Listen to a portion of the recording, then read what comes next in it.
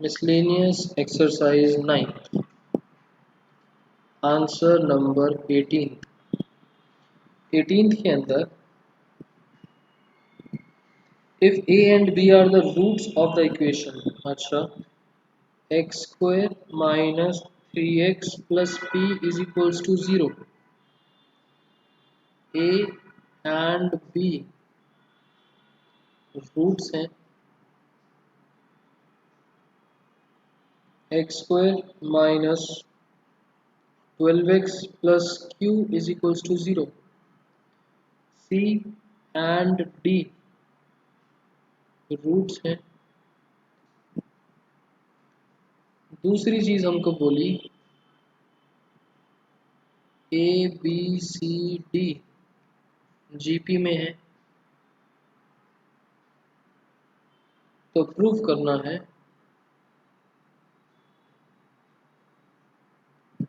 q plus p q minus p is equals to 17/15।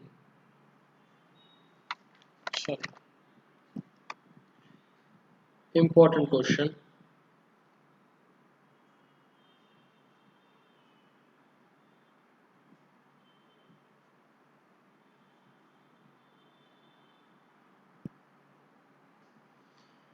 पहले तो A B C D GP में है, तो इसको देखते हैं। As A B C D are in GP, therefore let कर लेंगे ए को टी, बी को टी आर, सी को T R square and D को टी आर क्यूब। पहली चीज तो हुई है। दूसरा हमको बोला ए और बी रूट्स हैं इस इक्वेशन के, सी एंड डी रूट्स हैं इस इक्वेशन के, ठीक है। X square minus 3x plus P is equals to 0। इसके अगर रूट्स के बारे में बात करते हैं तो roots are A and B, तो रूट्स एंड कोएफिशिएंट्स के बीच में, हाँ स्मृति है सप्लीमेंट्री, इनफाइनाइट जीपी के नाम से टॉपिक है।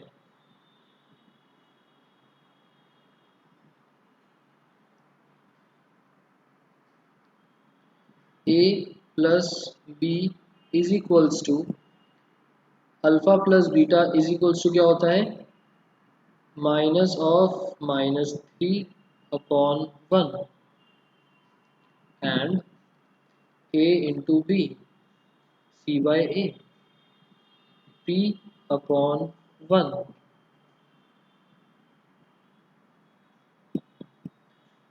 ए और बी की वैल्यूज डालते हैं, t plus T R is equals to 3, t common लिया 1 plus R is equals to 3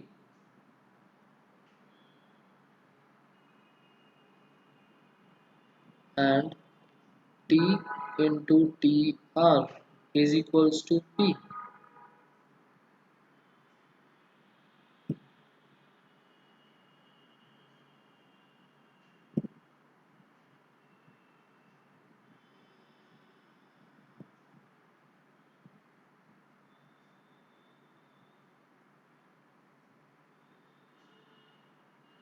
equation number 1, equation number 2।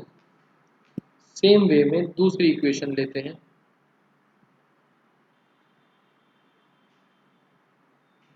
X square minus 12x plus Q is equals to 0, और इसके अंदर अगर हम रूट्स को देखते हैं तो roots are C and D.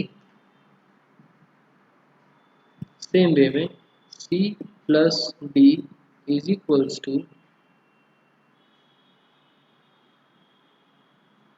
Minus of -12/1 and C into D is equals to Q by 1. TR square plus TR cube is equals to 12. TR square common लिया 1 plus R is equals to 12. Using equation 1, T into 1 plus R बनेगा 3. R square as it is equals to 12. Using first R square आया 4. R की value आई plus minus 2.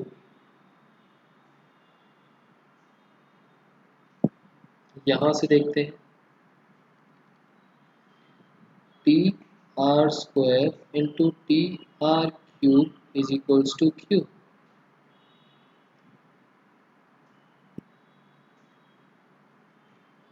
T square R की power 5 is equals to Q.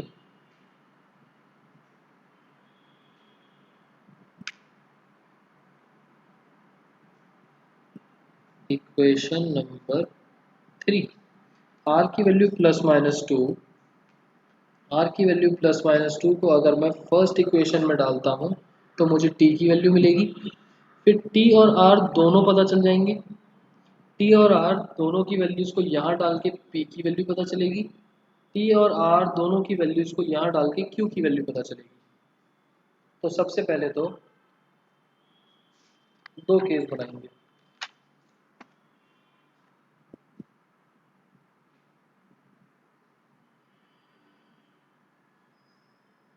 Put value of R in equation number 1.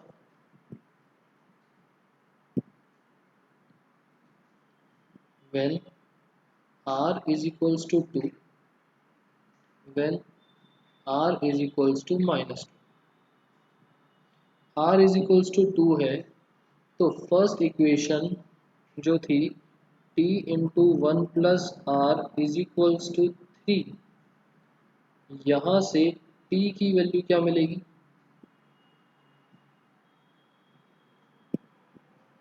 यही था ना. r की value 2 है तो 2 plus 1 3, 3 divided by 3 1, और माइनस 2 है तो 1 माइनस 2 माइनस 1, और 3 upon minus 1 is minus 3.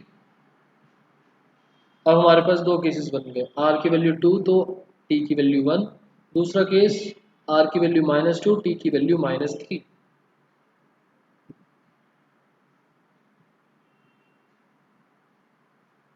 So case number 1, if r is equals to 2 and t is equals to 1,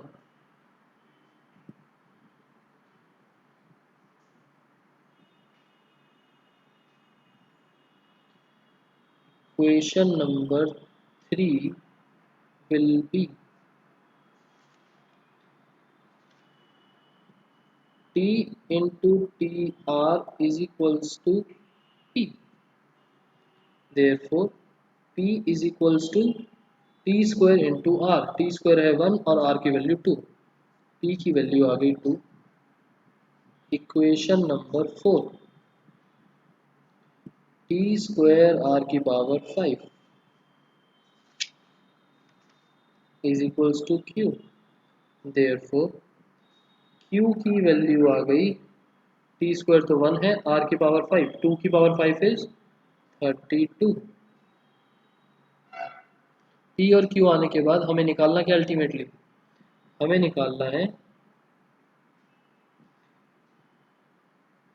q, हमें निकालना है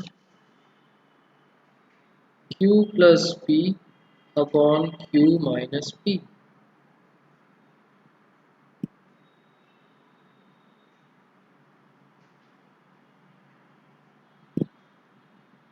thirty two plus 2 upon 32 minus 2, 34 upon 30, 2 से कट करेंगे 17/15 answer. दूसरे केस में देखते हैं, ये तो पहला केस था, ये तो फर्स्ट केस था। Second case, if r is equals to -2 and t is equals to -3,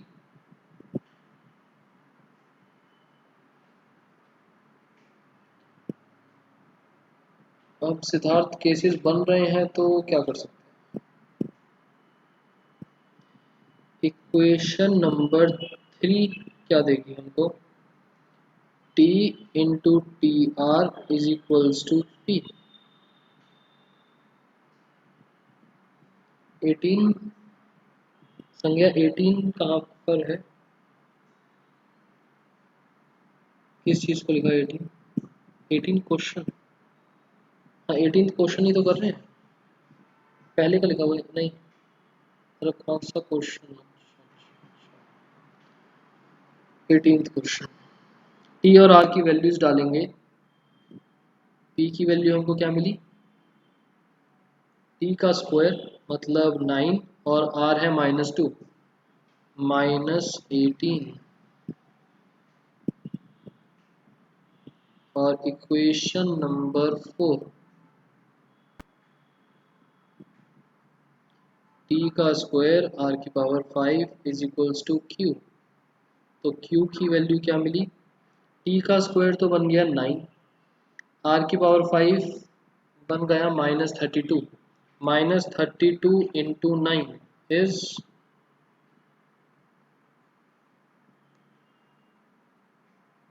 -288, -288।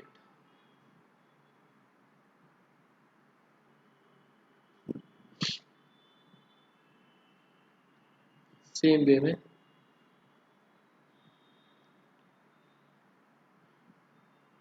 q plus p upon q minus p, -288 -18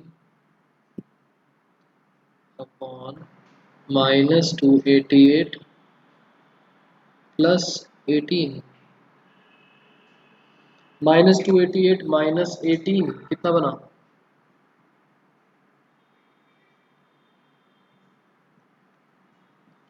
-270 -306 upon -288 plus 18 -270, minus से माइनस कैंसिल, ये कैंसिल होके आप जब देखोगे तो 17/15 ही मिलना चाहिए, तो 17/15 के लिए किससे कट करा जाए,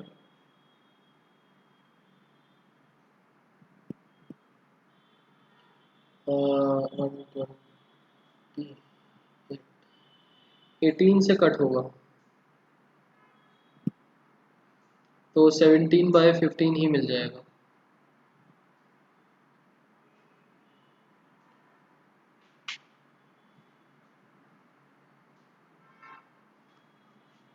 क्लियर, सो दो केसेस बने, दो केसेस से दोनों से आंसर 17/15 आया, आंसर प्रूव। अगर आप सिंगल केस दिखाते हो तो आधे ही मार्क्स मिलेंगे।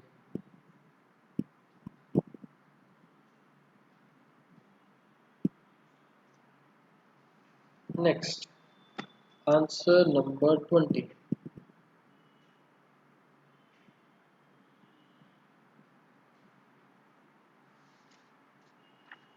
20th है ए बी सी ए पी में, ए बी सी ए पी में है, that means 2b is equals to a plus C.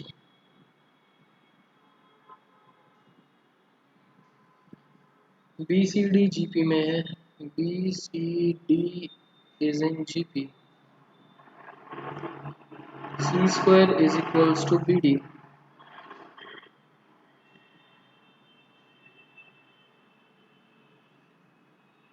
1/C 1/D 1/E AP में है। 1/C 1/D 1/E AP में है। 2/D is equals to 1/C plus 1/E।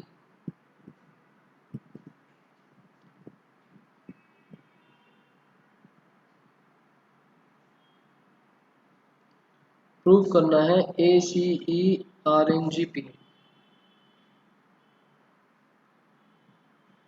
Prove करना है ACE में है ACE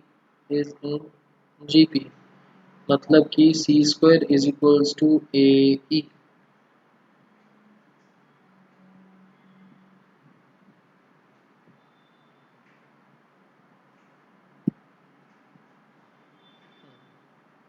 बताओ कैसे करा जाए। आंसर A, C और E के अंदर चाहिए तो हमें B और D को करना पड़ेगा एलिमिनेट।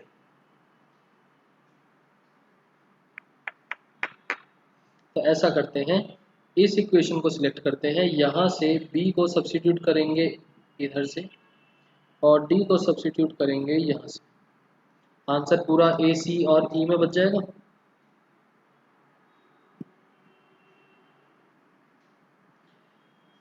एलिमिनेटिंग मेथड से भी B एंड D की वैल्यू फाइंड करेंगे। एलिमिनेशन मेथड तो ज़्यादा अच्छा लग नहीं रहा क्योंकि कुछ इक्वेशंस मल्टीप्लाई में है, कुछ प्लस माइनस में है। सिद्धार्थ 19th क्वेश्चन के लिए मैंने आपको बताया था 9.3 एक्सरसाइज के 2 क्वेश्चंस उसके जैसे करवाए थे, एक बार उसमें से देखो।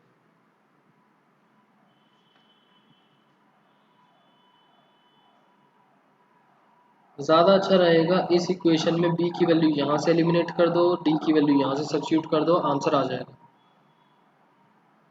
मतलब तीनों इक्वेशन को एक दूसरे में सब्स्टिट्यूट करना है किसी तरीके से कि आपका आंसर A, C और E में बच जाए।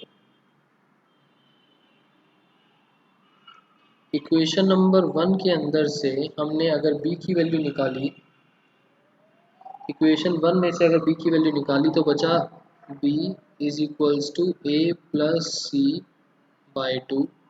सेकेंड इक्वेशन तो नॉर्मली चल रही है C² is equals to B into D। B and D needs to be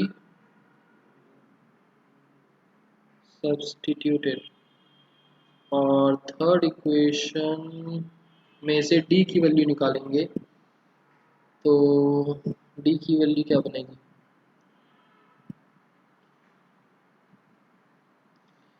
2/D is equals to LCM लोगे तो E plus C upon EC which gives cross multiply D को उधर बाकी सब इधर, D is equals to 2CE upon C plus E।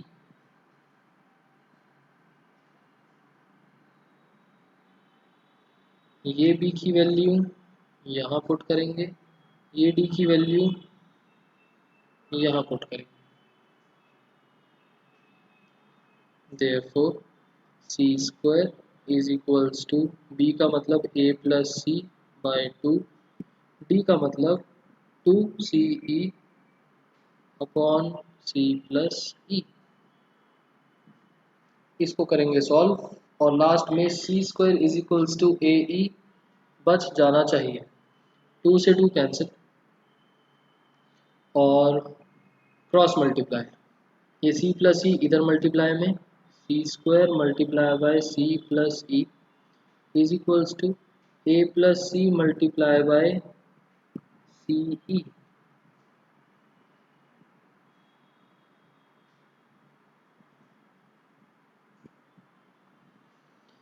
C³ plus C² E is equals to ACE plus C² E। C² E cancel, C³ is equals to ACE। C और C cancel हो गए तो C² is equals to AE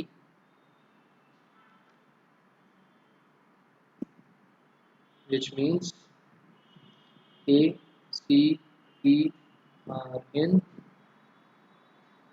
GP।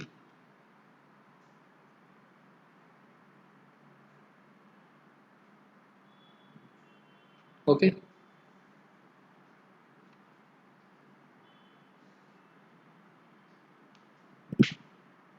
ये वाला question सबको। उसके बाद statement वाले क्वेश्चंस पर आते हैं।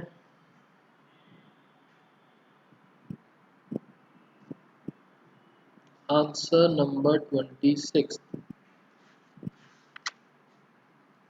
26 में 27।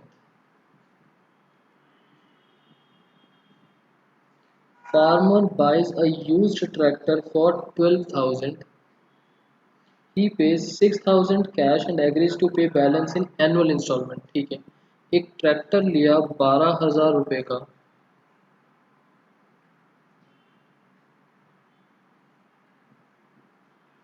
6,000 रुपीज कैश में दिए, अकाउंट्स में इसको क्या बोलते हैं? जो 6,000 कैश में दिए, क्या टर्म होती है इसके लिए? And agrees to pay the balance in annual instalment. Balance बना 6,000 रुपए का, इसकी हमने बनाई एनुअल इंस्टॉलमेंट्स।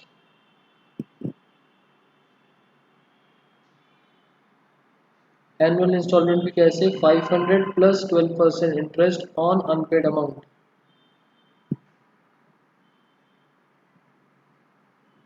परचेज एसेट नहीं, इस 6,000 रुपए को क्या बोलते हैं कि 12,000 एक मोटे अमाउंट में से हमने थोड़ा सा कैश दे दिया,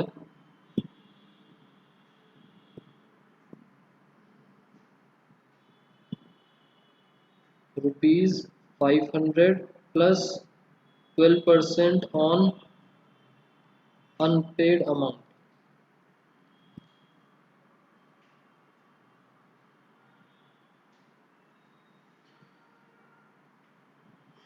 डाउन पेमेंट।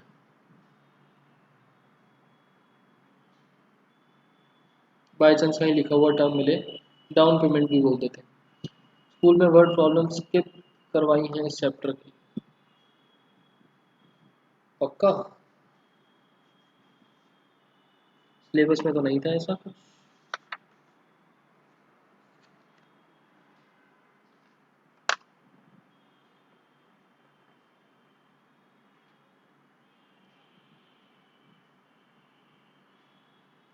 रुको देखने दो एक बारी।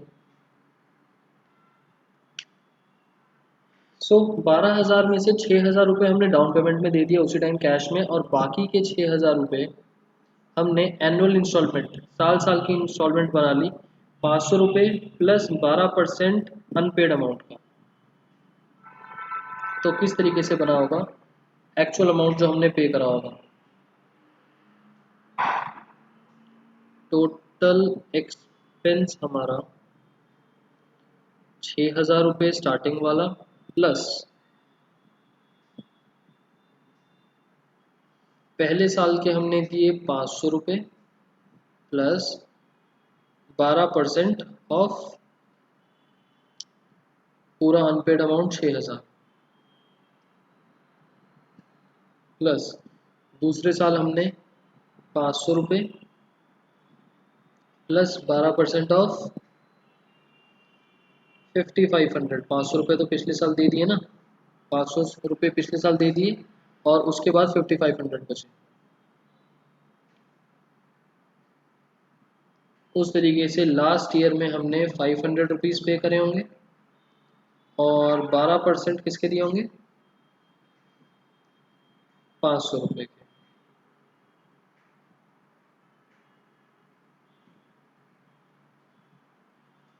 ये नंबर ऑफ टर्म्स यहाँ पर कितनी बनी होंगी? नंबर ऑफ टर्म्स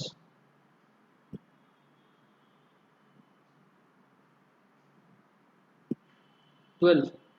आप 500 रुपये दे रहे हो एक साल के, और टोटल 6,000 रुपये देने थे, तो 6,000 अपॉन 500 इज इक्वल्स टू 12। आपने 12 इंस्टॉलमेंट्स बनाई होंगी।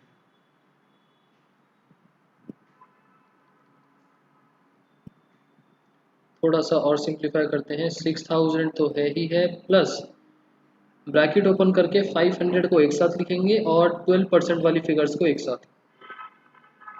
500 plus 500 plus 500 12 times plus 12% of पहले साल 6000, फिर 5500 और इस तरीके से चलता रहा।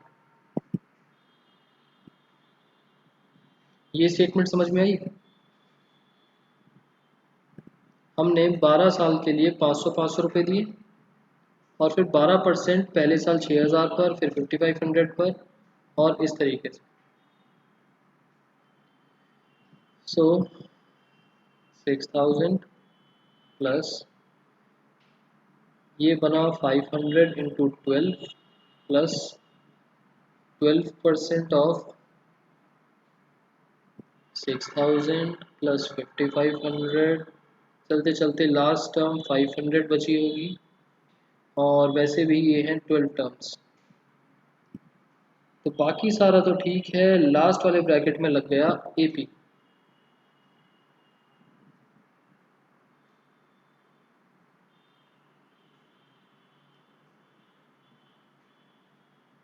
Six thousand plus 6000 12,000 plus 12% AP n by 2 a plus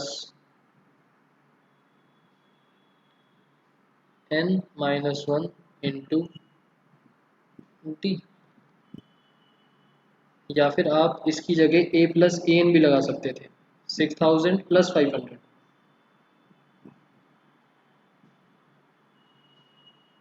12,000 plus 12% 12/2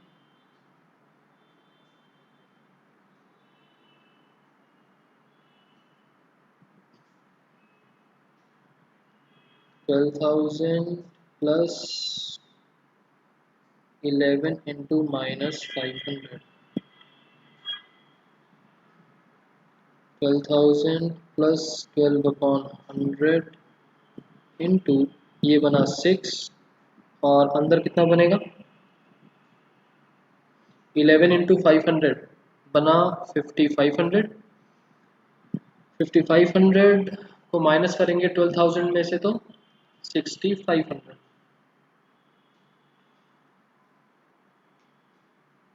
6500 के दो जीरोस कैंसिल करें और रिमेनिंग अमाउंट बच गया 12,000 प्लस 12 इंटू 6 इंटू 65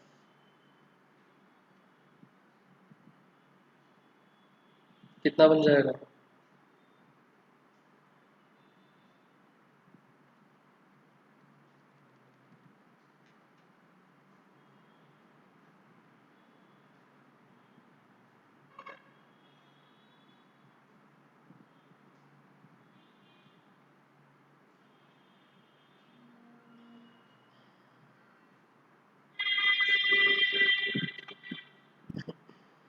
16,680। तो 4680 बन रहा होगा 4680। टोटल बन गया 16,680। ये है हमारा इंटरेस्ट अमाउंट जो पूरे ट्रैक्टर पर हमने पे करा।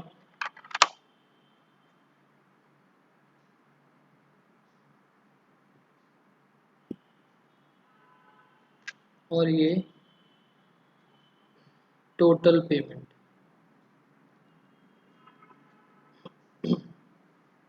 हमको क्वेश्चन में पूछा था how much the tractor cost him. उसको ट्रैक्टर कितने का पड़ा 16,680 रुपीज़ का।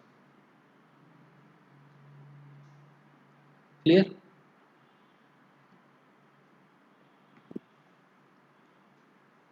ओके, सो यहाँ पर ऊपर मेंशन कर रहा हूँ मैं क्वेश्चन 27 से लेकर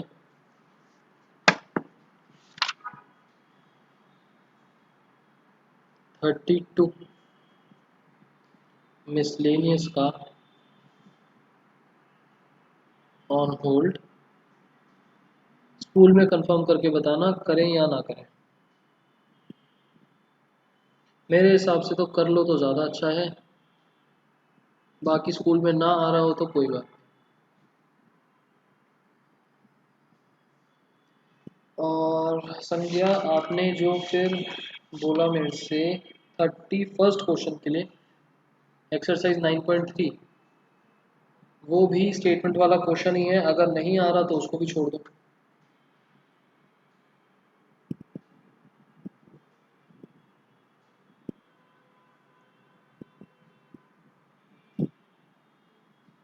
ठीक है,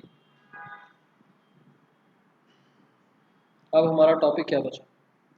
NCERT complete. NCERT complete, supplementary कर लेते हैं। असाइनमेंट, असाइनमेंट का भी बताते हैं।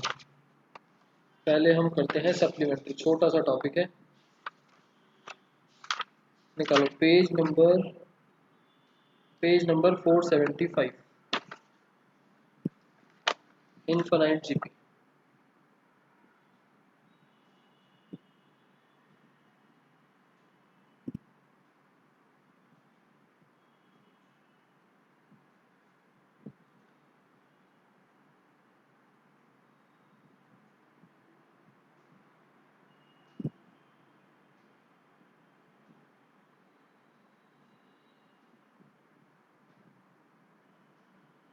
इसमें एक सीधा सीधा सा फॉर्मूला है, इसमें एक सीधा सीधा सा फॉर्मूला है कि हमारा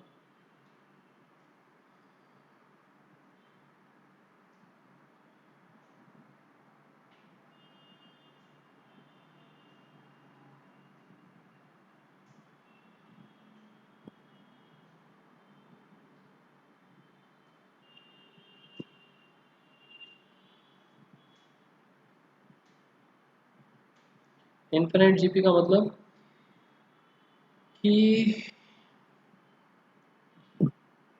जो हमारी नंबर ऑफ टर्म्स हैं वो टेंड्स टू इन्फिनिटी, मतलब कि कभी ख़त्म नहीं हो रही, एंड टर्म नहीं दे रखी, नो लास्ट टर्म, चलती जा रही है जीपी, और जीपी में ही लगेगा, एपी में नहीं। दूसरी condition, mod R is less than 1।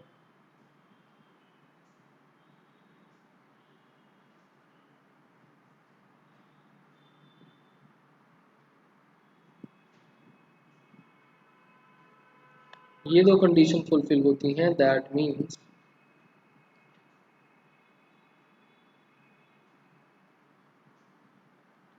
S N is equals to A upon 1 minus R. एक सिंपल सा फॉर्मूला, एस एन में जो न्यूमरेटर में आर की पावर एन माइनस वन होता है वो हट जाता है और ये बचेगा। इसका मतलब है कि आर की जो भी वैल्यू है that should be less than one, less than one. Equal to one भी नहीं होनी चाहिए, वन से छोटी, जीरो और वन के बीच में,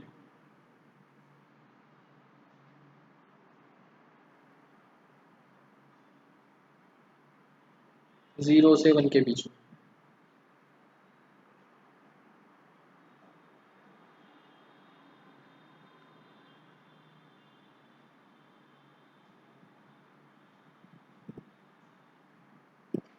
जीरो से छोटी हो सकती है, नहीं हो सकती? नहीं।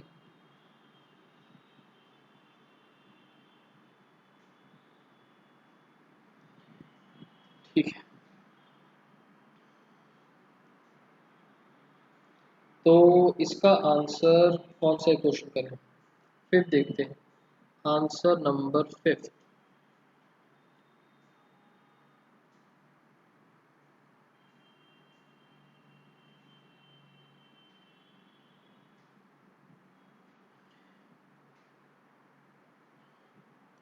3 की पावर 1/2 इंटू 3 की पावर 1/4 इंटू 3 की पावर 1/8 और ये चलता जा रहा है इज इक्वल्स टू कैलकुलेट करना। वैसे तो प्रूफ का है बट मैंने इज इक्वल्स टू कैलकुलेट करना। मल्टीप्लाई में बेसिस सेम है तो powers will be added.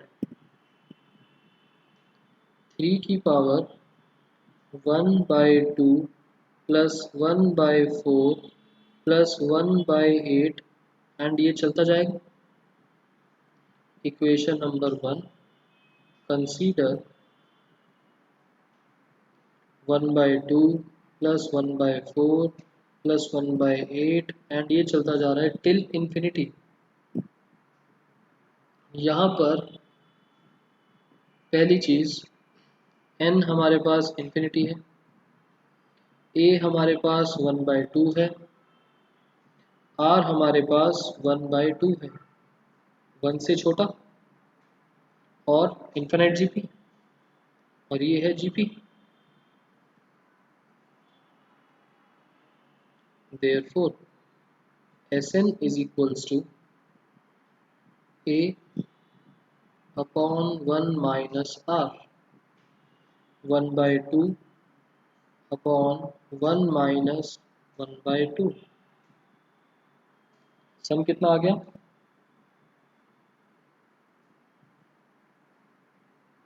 1/2 upon 1/2। Therefore Sn is equals to 1। इसको हम पुट कर देंगे इन इक्वेशन 1।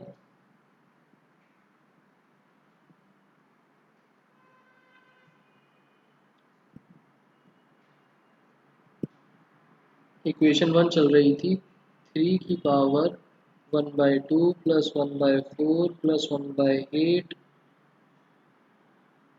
3 की power 1। Answer is 3।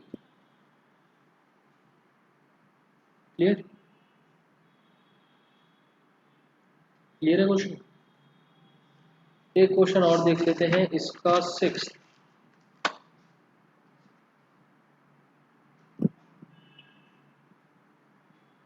Answer number 6।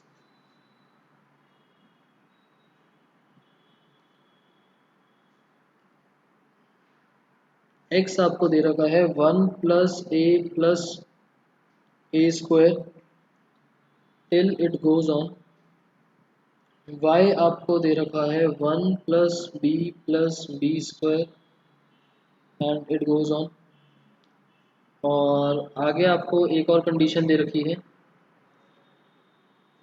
Mod a is greater less than 1, mod b is less than 1।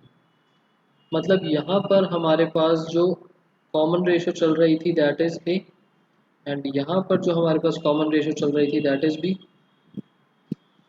उसका relation इन्होंने दे दिया 1 से छोटा, इनफिनिट जीपी है, दोनों क्राइटेरिया मैच, मतलब इनफिनिट जीपी का लॉजिक लग रहा है।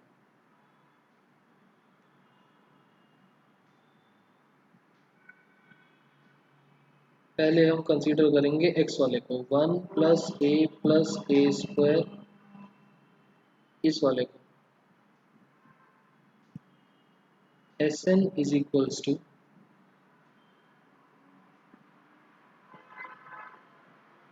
Sn का मतलब जो x चल रहा है ये इज इक्वल्स टू a मतलब first term upon 1 minus r। Equation number 1। Second term y is equals to 1 plus b square infinite GP, first term upon 1 minus r। Second equation. अब हमें प्रूफ क्या करना है? प्रूफ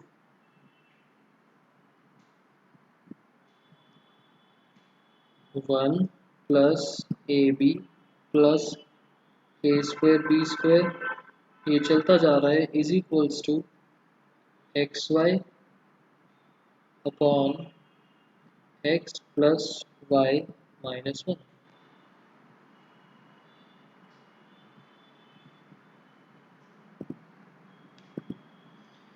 LHS अलग, RHS अलग. LHS 1 plus AB plus A square B square. This goes on. 1 plus AB plus AB का square plus this goes on. Sum का formula क्या बनेगा? First term upon 1 minus are.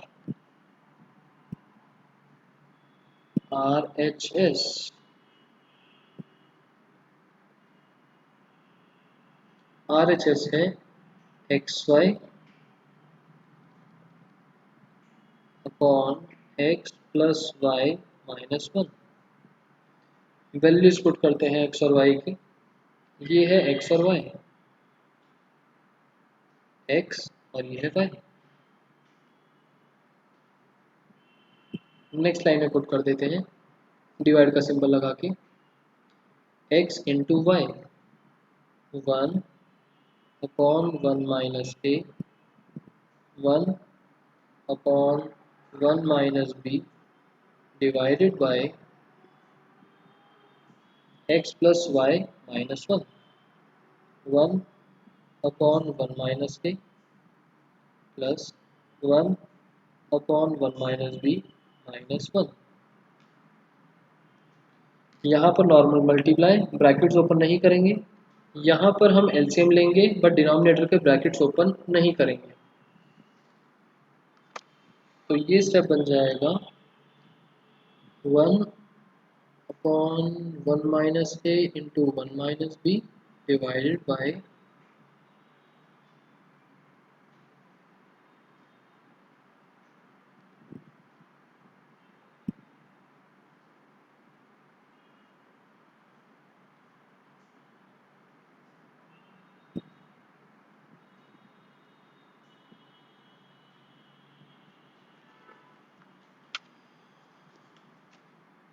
ये स्टेप बन जाएगा.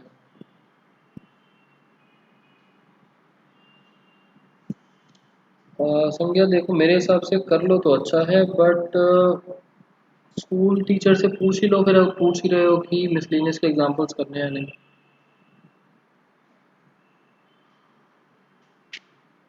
अगर टीचर बोलती है कि आ सकते हैं पेपर में तो कर लो.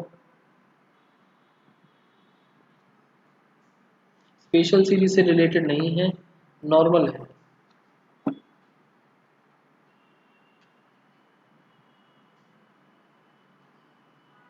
यहाँ एलसीएम लेके ये बना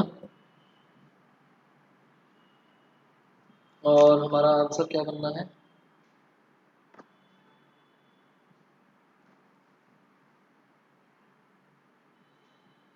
क्रॉस मल्टीप्लाई करके ये दोनों टर्म्स कैंसिल हो जाएंगी.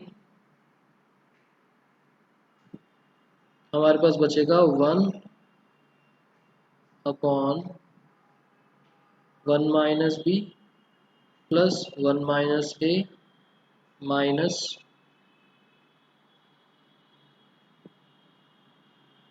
1 minus a into 1 minus B.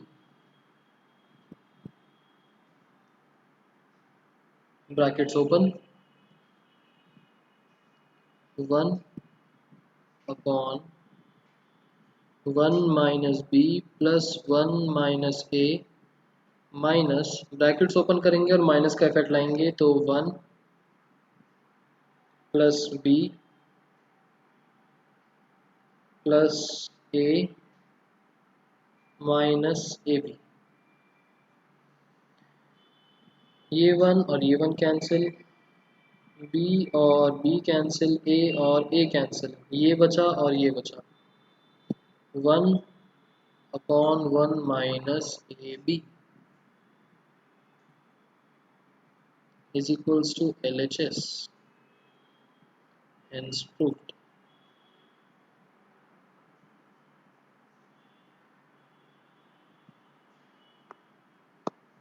Clear?